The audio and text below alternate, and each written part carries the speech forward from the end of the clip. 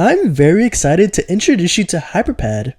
In this video, we will dive into the basics of using the app and have you create your very first project.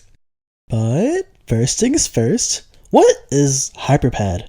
Well, it's an iPad app that empowers users to create their own mobile games and apps without needing to type any code. From eager learners to seasoned professionals, anyone can create interactive projects with hyperPad. It uses visual coding instead of traditional code, which features blocks that determines how everything behaves.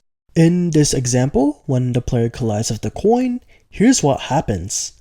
The collect sound effect is played, the score increases, and the coin object is destroyed. hyperPad's flowchart system makes designing logic very simple compared to traditional programming languages. Later on, you will learn more about this intuitive system.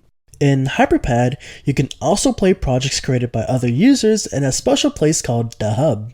The Hub is a great place to show your work, to get community feedback so you can improve your projects. hyperPad allows you to export your projects to the App Store too. Here are some projects that have made it to the App Store. These are made by Didi. He has built many mobile games and he earns profit from them using monetization. And you can do this too without writing a single line of code. And if you have not already, you can start by creating your account on a hyperPad website or doing so inside the hyperPad app. In the projects page, press New Project. This will open up a menu where you can start setting up your project as shown. Enter the name of your project and enable automatic cloud backups if you wish. When automatic cloud backups are enabled for a project, that project will automatically be backed up online every time you save and close your project. Optionally, you can start with a sample project, which contains pre-built demos that you can use as a starting point for your project. For this video though, we will be creating a project from scratch. So press Next. You will now see orientation and device support settings. For this video, select the landscape orientation for your project as we will be creating a 2D platformer game. For the orientation, you can select between landscape and portrait modes. Most social media apps such as Instagram and Snapchat use portrait orientation because they are primarily used on phones. Other apps like games and tools mainly use the horizontal orientation. For device support, you can select which screen sizes you wish to support. You can select multiple devices or even all. Press Next again. You will now see the rest of the project settings. For this video, select the side view perspective as we'll be creating a 2D platformer game. So here, you can select between bird's eye view and side view. Bird's eye view is from a top-down perspective, which games like Stardew Valley and Pokemon use. On the other hand, side view is from a side perspective, which games like Super Mario and Angry Birds use. Technically, the only difference between the two is that bird's eye view does not have gravity. Now here's gravity. This will be the gravity that every scene will start with. The field on the left determines the horizontal gravity, whereas the field on the right determines the vertical gravity. PTM ratio determines the amount of pixels in a meter, hence pixel to meter ratio. For most applications, you do not need to worry about this at all. Once you are ready, press create and you should be good to go. After creating a new project, you will be greeted with the scene editor. Do not worry about everything you see right now as we will focus more on each specific menu of the editor as we continue throughout this video. The top navigation bar contains many necessary project-related functions. It is essential to understand all of these as you will be frequently using them. Pressing the hamburger icon on the top left corner of the screen will display all of the scenes and overlays in the project. Here, you can also save and quit your project. hyperPad auto-saves your project, so you don't need to worry about manually saving. Press the Scene Settings button. You will see the Screen View and Background buttons. You can select either of them to change the settings. Note that these settings are separate for each scene. In the Screen View settings, you can change the initial position and zoom of the screen. If you wish to reset the screen position, press Defaults. Now for the background settings, you can change the background color or change the background to an image. There are different options that determines how the image will fit in the background. If you wish to reset the background, press Defaults. Press the Global Settings button. You will see project settings and a green hamburger icon will appear on the top left corner of the camera screen. This green hamburger icon is the pause button. You are free to customize the color and position of the pause button. Every project in the hub will have this button so users can quit the project, though in exported projects, this pause button will not be present. You can access the physics settings by pressing the tab with the rocket, like so. Notice how some of these settings are the exact same settings you've seen when you created your project. This is where you can make changes to those settings. These next few buttons are self-explanatory. So the play button will run the scene you're currently in. In exported projects though, the very first scene is run on launch. These are undo and redo buttons, obviously, and this last one will take you to written documentation if you tap on it. You can use this anytime if you need help understanding stuff. Alright, here's the asset dock. The asset dock can contain objects that can be placed on the scene. You can either drag objects out of the asset dock or press on the flask icon to add an object. Here's an example of the asset dock in use. In this example, the user dragged the plane out of the asset dock to place it on the scene. In our project though, the asset dock is empty, but we can populate it by selecting assets from the asset library. You can open up the asset library by pressing the toolbox icon. Currently, we don't have many assets to pick from. All new projects come with a UI folder containing basic fonts and graphics. We can navigate through the contents of the folder and let's select the arcade graphic asset for example. This is located in UI Buttons Arcade. Later in this video, you will learn how to import and manage your own assets. After selecting the arcade asset, your asset dock should look like this. Try dragging the button graphic into the scene. You will see that you have created your very first object. Alternatively, you can press on the flask icon and select the type of object that you wish to add to the scene. For example, I've added a health bar. Alright, let's move on to the left sidebar. This contains selection modes as well as a grid mode and a button to switch aspect ratios. These features will be very useful when designing complex projects.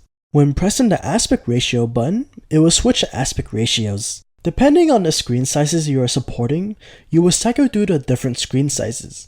You can observe how the screen sizes appear for different iPad devices. They are not the same.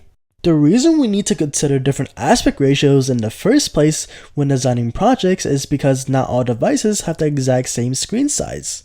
A game played on a phone will have a different layout compared to the same game on a tablet. Because phones are smaller than tablets, UI usually takes more screen space on phones than on tablets, so users can easily interact with them. A good tip is to work with the smallest screen size you plan to support first. Larger screen sizes will easily fit with what you designed with the smallest screen size. Moving on, grid mode allows you to align objects to a grid. Simply drag an object and the object will automatically snap itself into place. You can zoom the screen to change the size of the grid. Now let's move on to the selection modes. Here's pan mode. You can pan around the scene without accidentally interacting with any objects. Here's multi-select mode. You can select multiple objects in an area by dragging a rectangle that covers the objects you want to select.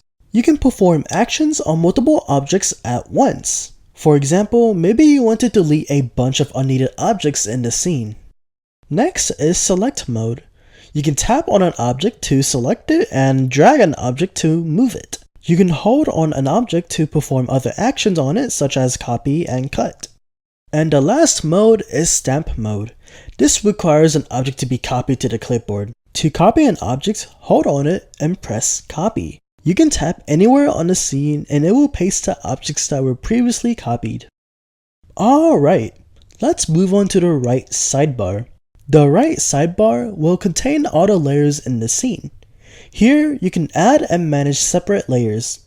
Later in this video, you will learn about layers and how to properly utilize them. For now, make sure you stay in the main layer. Alright, let's move on to importing assets.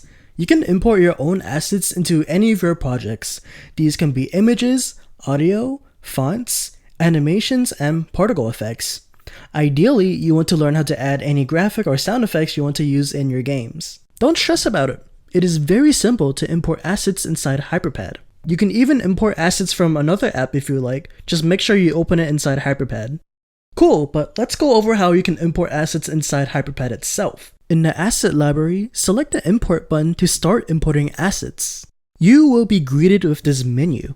For now, let's import an image.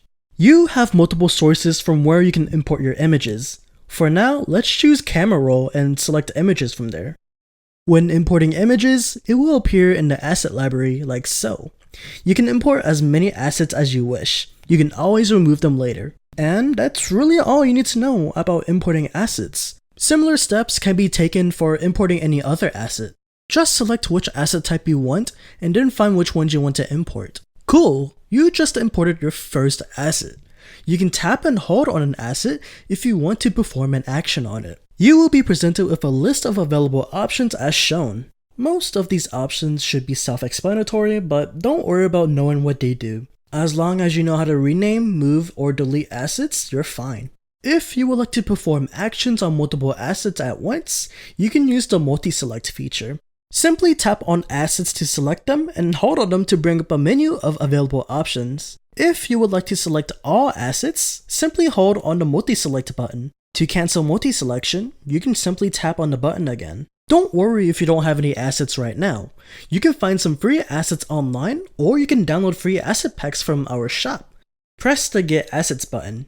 You will see many asset packs you can download for free. For this video, let's look for the Platformer Starter Pack and download it, but feel free to import your own. After downloading the pack, you will see a new Platformer Starter Kit folder. Inside the Platformer Starter Kit folder, you will find many assets you can use in your project. Let's back out of this folder. You can see that we have a new Downloads folder. This will be where all your asset packs will be installed.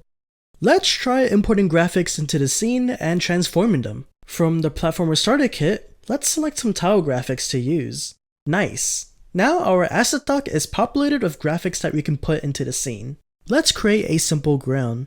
Remember to use grid mode to align your tiles. Feel free to decorate your scene with assets you have. Want to swap out a graphic with something else? No problem. Just tap on the image itself. It will take you to the asset library to choose a new asset you want to use on that object. Alright, let's try changing the object's color. You can tap on the color wheel icon to change the color of an object. You can also change the object's opacity from the same menu. You can use the color palette below to save and reuse colors. Tap a color to use it, or hold on a color to replace it with the current color. The blending mode determines how an object makes things appear behind it. For example, the dodge blending mode is perfect for creating lighting effects in the scene as it brightens up objects behind it. Feel free to experiment with these blending modes to achieve whatever look you're going for. Pressing the eye icon will make the object toggle its visibility, so an object can be invisible or visible. When playing the scene, invisible objects cannot be seen, but the objects are still physically there. You can manipulate logic to toggle the object's visibility during play. Alright, let's move on to scaling and rotating objects. It's very easy to pick up on. Drag any of the green circles on the selected object to stretch or change the size of it. To rotate an object, drag the circle with the arrow inside it. If you want to define exact values for this, you can navigate to the Transform tab and modify the fields as you wish. You can also modify position and many other properties here. There may be some icons that you're not familiar with, so let's go over them. This is the lock property.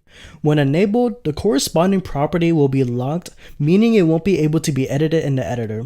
However, this does not prevent the property from changing during gameplay. For example, the object's position can be locked. This means you cannot move it in the editor, but this doesn't prevent the object from moving during gameplay. Next is proportional scale. When enabled, making changes to the object's scale will make sure the object scales proportionally in both axes and the editor. This has no effect on gameplay. And this last one is percentage units. Scale and position can use the percentage unit. Scale percentage is based on the size of the actual image. For example, a 100 by 100 image with a 200% scale will be 200 by 200 in the scene. Images can have different resolutions, so the same percentage scale does not always translate to the same exact size in the editor. When it comes to position, it is a little bit more complex. Position percentage is based on a screen, meaning 50-50 would translate to the center of the screen no matter which device you are using. We call this relative position. Later in this video, we will learn more about this and how to properly use it. HyperPad uses the Cartesian coordinate system, where as you move right, x increases, and as you move up, y increases. If you're familiar with graphs and algebra, you already know everything about the Cartesian coordinate system. The bottom left corner of the screen is the origin, which is 0, 0. You can observe this in the editor yourself by moving an object and seeing what position it is. Give it a try. Alright, let's talk about object flip. You can change the flip of an object by using these buttons. Flip X will flip the object horizontally, whereas flip Y will flip the object vertically. Yeah, that's pretty much it.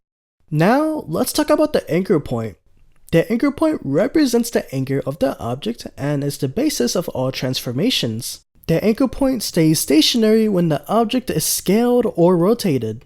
By default, the anchor point is placed at the center of the object. You can press the target icon located next to the lock icon to reset the anchor to the center of the object. The anchor point is displayed as a blue circle with an anchor inside it. Notice how the anchor is at the base of the bear's arm in this example. The arm rotates around that anchor point to give an illusion that the bear is waving at us. Now let's move on to the Z order. The Z order determines what objects are in front of or behind which objects. Use the button on the left to find the smallest Z order, and use the button on the right to find the largest Z order. Objects with a higher Z order will be in front of objects with a lower Z order. You can see how you can use this to create the illusion of depth in the scene. Cool. Now that you learned how to transform objects, try decorating your scene. Feel free to use any asset packs you like from our asset store. Alright, moving on to layers. HyperPad supports multiple layers in a project. You can have as many as you want. A layer is simply a set of objects stacked on top of each other.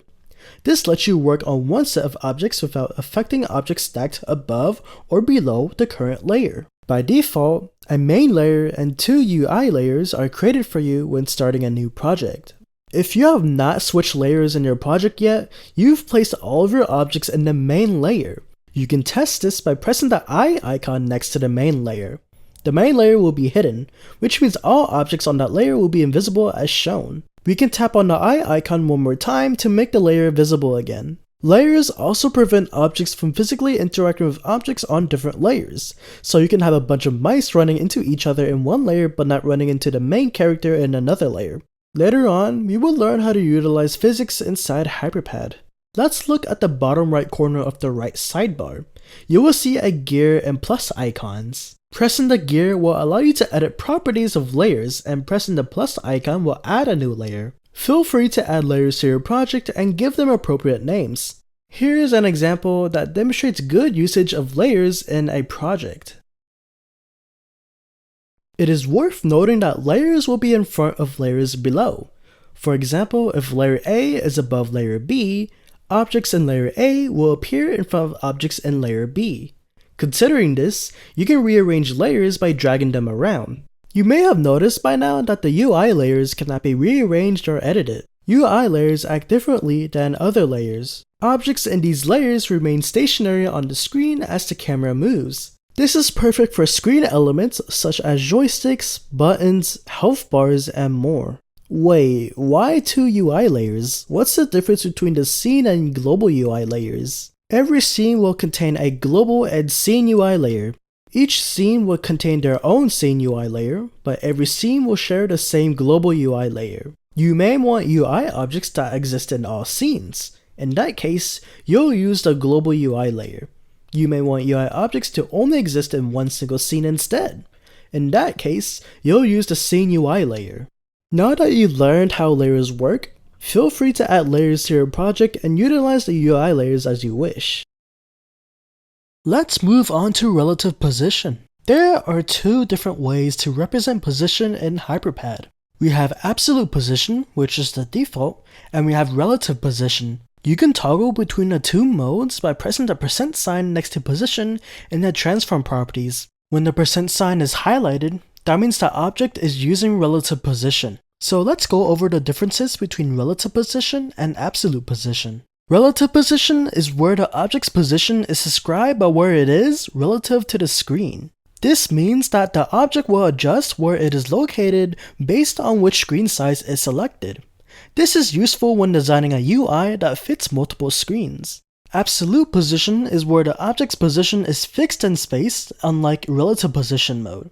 Use this for when you want objects to remain in the exact same position for all screens. Try setting an object to be in relative position mode and changing the aspect ratio. You will notice that the object seems to move when changing aspect ratios. In reality, the object is just attached to a specific point on the screen. For example, if the object's relative position is at the middle of the screen, the object will remain in the middle of the screen for all aspect ratios. You can see that the object remains attached to the middle of the screen. If we repeat the same process using the absolute position mode instead, the object will not be attached to a specific point on the screen, and the object simply stays in place. The object's anchor point is used to attach the object to the screen.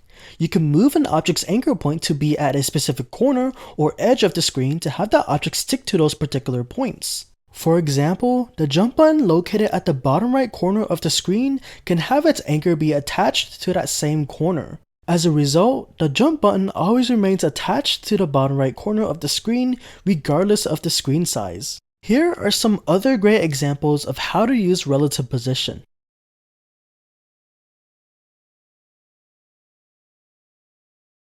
You can customize your controls to be however you like. Just make sure it fits all screen sizes you plan to support. You can always edit this anytime as you learn more things. Feel free to use whatever assets are appropriate for your project. Cool! Let's discuss how to utilize physics inside hyperPad.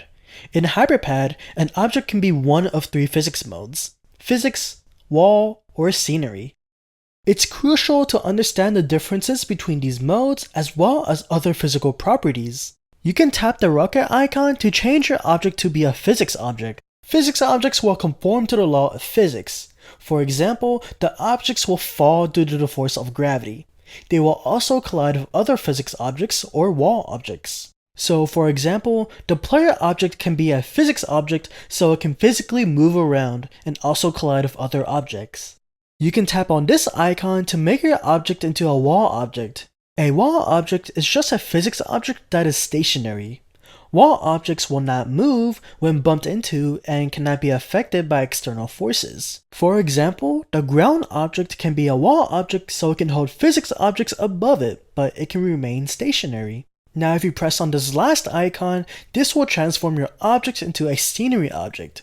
A scenery object is just a wall object without collisions. Scenery objects have no collision boundaries and exist only as a graphic in your scene. This is perfect for objects that serve only as decoration. For example, plants and shrubs can be scenery objects because they do not need to have collisions. Scenery objects do not have any physical properties, as you can see. But for wall and physics objects, you can see other physical properties that you can edit. So when an object is passable, that means other objects can pass through it, like a ghost.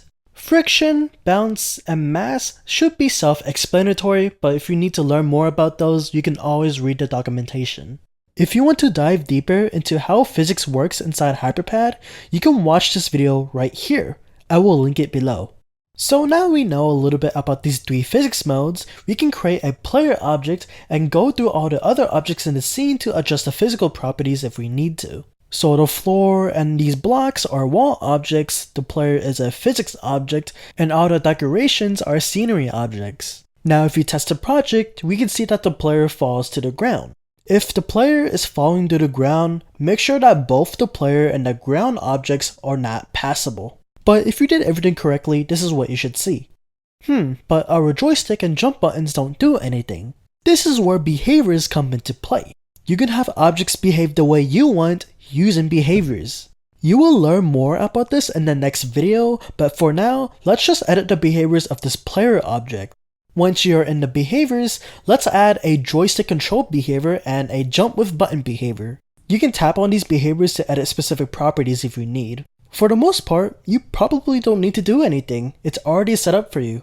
When you run your scene, you should be able to control your player and your player should be able to jump. Awesome! You just created your very first platformer game.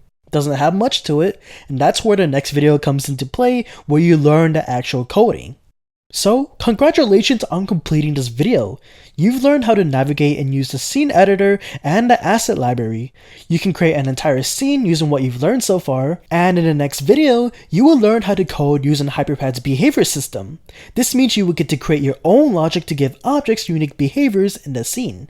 Thank you so much for watching this video, and I will see you in the next one.